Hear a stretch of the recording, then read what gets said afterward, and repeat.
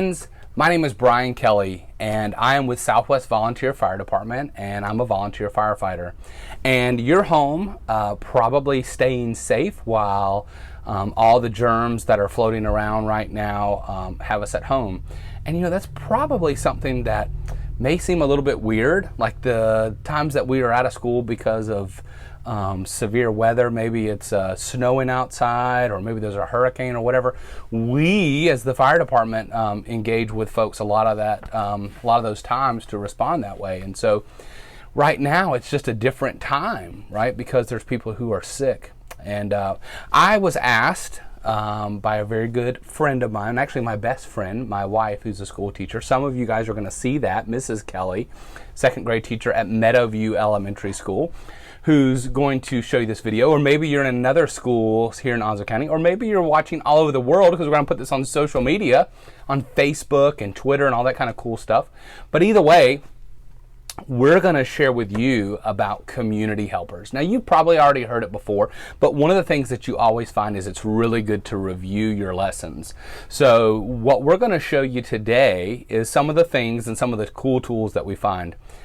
You may notice I'm not in a classroom. I'm actually in the back seat of a fire truck.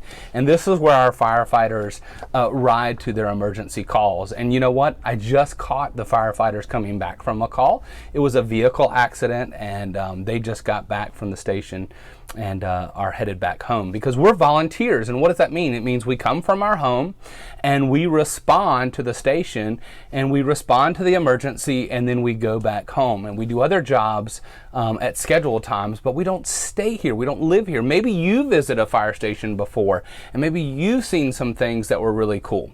You know, that's my regular job that I do every day, is I'm a firefighter as well. So I do it during the day and at night. I do it for my job, and I also do it for free. And what's really cool is I want to show you my helmets, because I think that's kind of cool. So this is my volunteer fire department helmet. You'll see it's really cool. Our station number is number 16. Hopefully you can see that really well. And then of course it's got my name on it. And that's my fire helmet for that. And then I use this one. It's not my one that I wear at the city where I work, but it is what I call my teaching helmet. So it's very special to me, and I let kids touch it and see it. And I really, really like it. It's got a really cool old Sparky the Fire Dog on it. In fact, that's one of the first renditions of Sparky. Sparky is, wow, he's over 65 years old, and he's been teaching fire safety for a long time. So we use sometimes characters, just like in books, to teach lessons.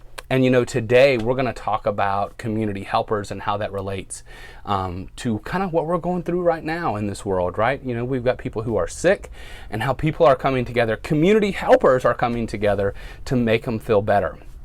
So what I want you to do is, as I read this book to you, I want you to think about other community helpers that are helping right now. As you're home waiting for all these germs, bad germs, to go away, who are some other community helpers that are helping right now? So the book is called Bear Feels Sick, okay? And it was written by Karma Wilson and Jane Chapman. And so I'm going to read it to you, okay? See Bear, he's going in to hibernate. Hopefully the lighting, you'll be able to see this picture real well. Alone in his cave as the autumn winds blow, Bear feels achy with a stuffed up nose. Have you ever had a stuffed up nose? And I get it a lot, especially right now with the spring coming and the pollen everywhere. He tosses and he turns, all huddled in a heap. Bear feels tired, but he just can't sleep. He sniffs and he sneezes, he whiffs and he wheezes, and the bear feels sick. You see him? He's laying there all cuddled up. Who likes to cuddle up? Maybe on their couch or in their bed. Maybe it's with their parents when they don't feel well. And it says, his friend gather round. Come out, Bear, and play. Bear shakes his head. I'm too sick today. Mouse mutters, oh my, Bear's head is too hot. Hare says, we will help. Here's a warm, cozy spot. Bear mumbles and he moans. He grumbles and he groans. And the bear feels sick. Have you ever just felt that way? That no matter what you do, you just wouldn't feel any better, right? Mouse squeezes Bear tight. He whispers in his ear, It'll be just fine. Your friends are all here. Who thinks that way when maybe a friend or maybe mom or dad or someone that we know really engages us or maybe just talks to us, and it kind of does it. It makes us feel better. Badger fetches water. Gopher cooks the broth, while Mole soothes Bear with a warm, cool cloth.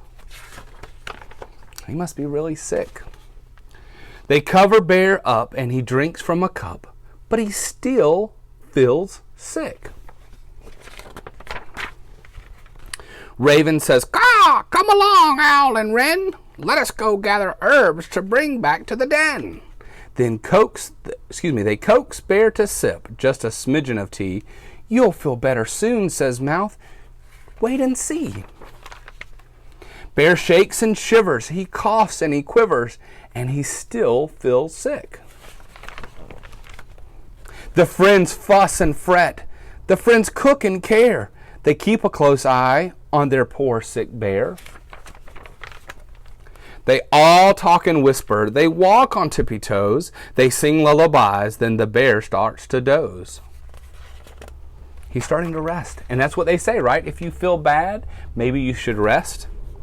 They watch Bear for hours. We've done all we could do. Then Bear wakes up. And the bear feels good. Look at it, Bear. He's coming back, right? Feels good.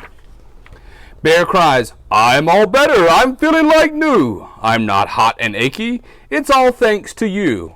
Let's celebrate now. Let's go out and play. Let's jump in the leaves. Let's frolic all day." He seems really excited, doesn't he? Have you ever done that before when you were sick and then you wake up the next day and you feel really good and you just want to go out and play and have a good time? Then Mouse starts to wheeze and Hare starts to sneeze. And the friends feel sick. Guess what they got? They got some of the germs, didn't they? Bear murmurs, "Don't worry," and tucks them in bed. He bundles them up and he kisses each head. He tells all of his friends, You'll soon feel like new. You took care of me, now I'll take care of you." The end. You know, as community helpers, that's what we do. We take care of each other.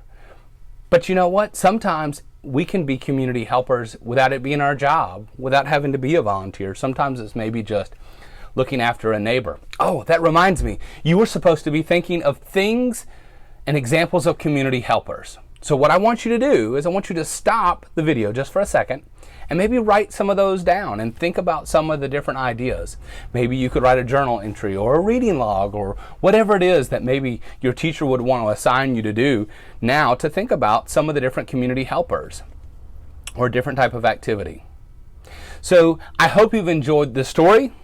As for me, I'm going to take my helmets and my walkie-talkie and I'm going to go get ready to help someone in need. You guys have a great day, and please, please, please be safe.